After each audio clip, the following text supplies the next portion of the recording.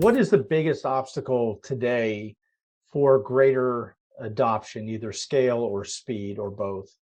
I think that the greatest one is looking at how do you get a product to a client that he can readily use, right? I think the main challenge is the market is looking at this more as a commodity. They try to sell you the black powder, so to speak, or the graphene in its purest form. And actually what the market wants is a value proposition or an ingredient, right, for his supply chain, right? So I think one of the biggest challenges is, of course, the R&D, right? So it's finding the right material, functionalizing it, getting it, formulating into an additive, right? So I don't make it sound that this is not relevant or challenging. It is very challenging, right? But I think there's a lot of companies, a lot of universities, a lot of people already working on that sense, both from supply side, the client side, and research centers, right? So I think it is a challenge, but there's work being done there in the right path. I think the real challenge today really is how do we, from this research, end up having a product that can be easily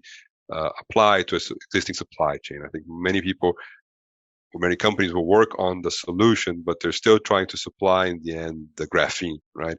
And no industrial supply chain today you can use the graphene in its purest form. You have to use, or even a dispersion. I think you have to use some kind of ingredient or additive that can be quickly incorporated in an existing supply chain. So that's really where we're trying to fit our model, which is going a step further in transforming this technology, the dispersion of graphene, into a commercially viable additive, or maybe substituting an existing additive for a new one with graphene inside, to then make it easier to that to be applied to supply chain. So I think that's really the biggest challenge, right?